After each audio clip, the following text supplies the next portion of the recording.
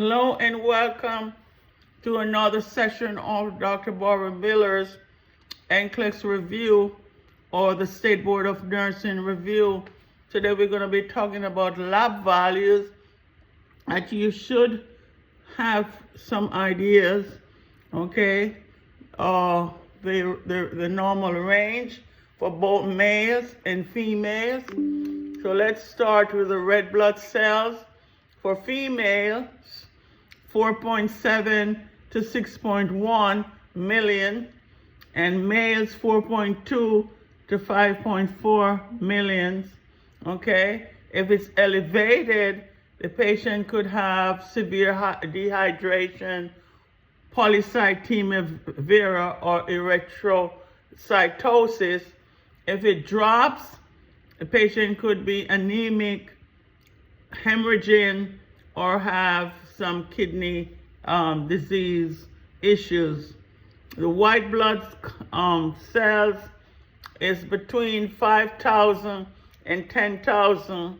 When your white blood cell is elevated, it could be some type of inflammatory process going on in the body or an infection. If it decreases, it's immunosuppression, okay, or an autoimmune disease. The hemoglobin for females is between 12 and 16, and males between 14 and 18. A protein, and what is the hemoglobin? A protein in the red blood cells that carries oxygen. If the HGB is elevated, it could be chronic obstructive pulmonary disease. Patient could have erythrocytosis or severe dehydration. If it decreases, the patient could be anemic, hemorrhaging, or having some kidney disease issues. Your hematocrit females is between 37% and 47%. Males 42% to 52%. It is the same as the hemoglobin. It measures the percentage of the red blood cells in the blood. If it's elevated, it's that of erythrocytosis, or the patient having COPD, severe dehydration. If it decreases, the patient having anemia, patient is hemorrhaging, or kidney disease. The platelet count, the normal platelet count is 150,000 to 400,000. If the patient is receiving heparin infusion and their platelets drop lower than 100,000, they are to stop or discontinue the infusion first. The antidote for heparin is protamine sulfate. If your platelet is elevated, it could be a sign of malignancy, some type of cancer, or polycythemia vera, or rheumatoid arthritis. Decrease in the level enlarged spleen, leukemia, or hemorrhage. The prothrombin time, the normal PT time, is 11 to 12.5 seconds with anticoagulant 1.5 to 2. It is critical when it's less than 20.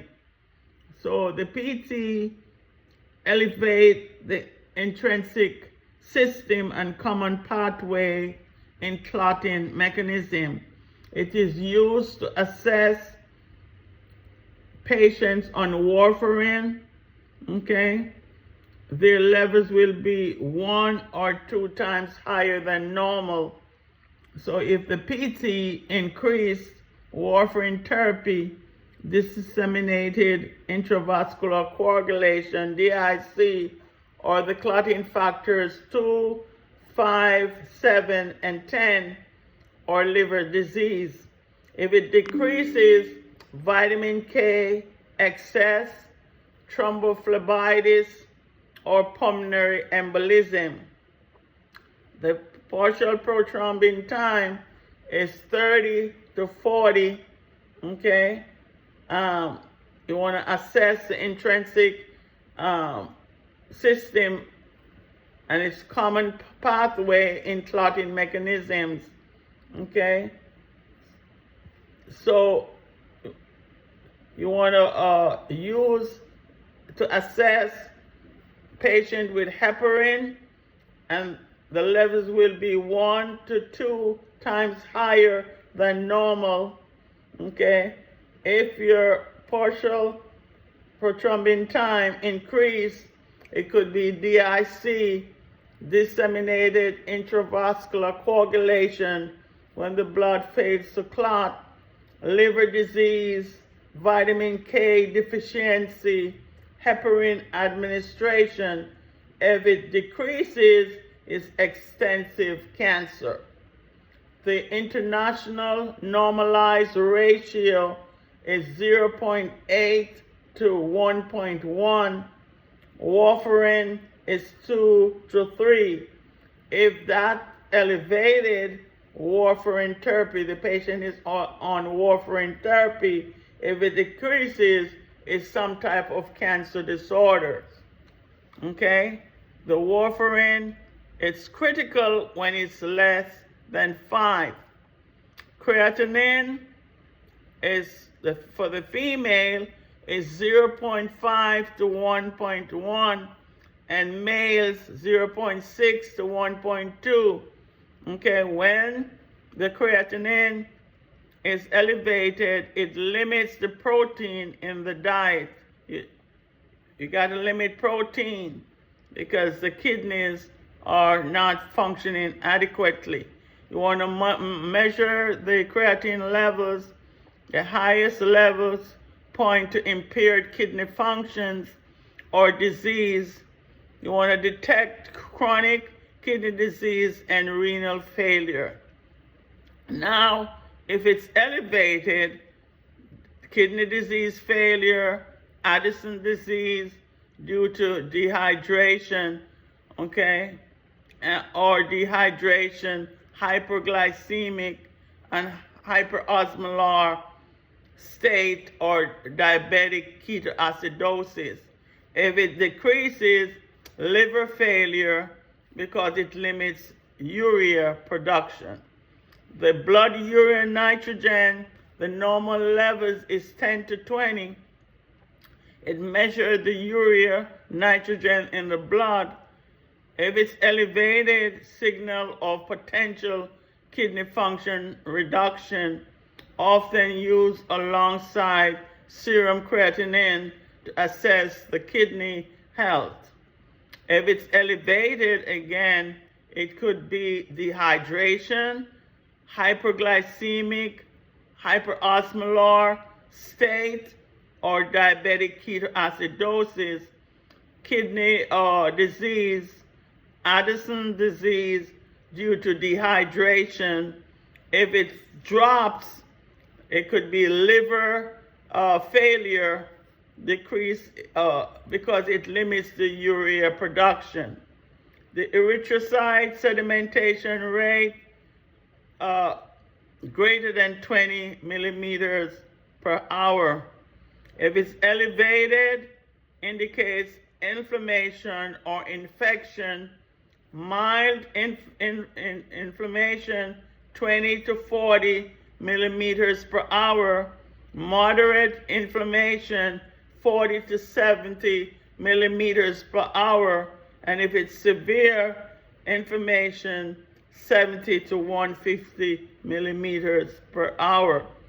Okay, and you will see a rise in patients with systemic lupus if they're having a flare.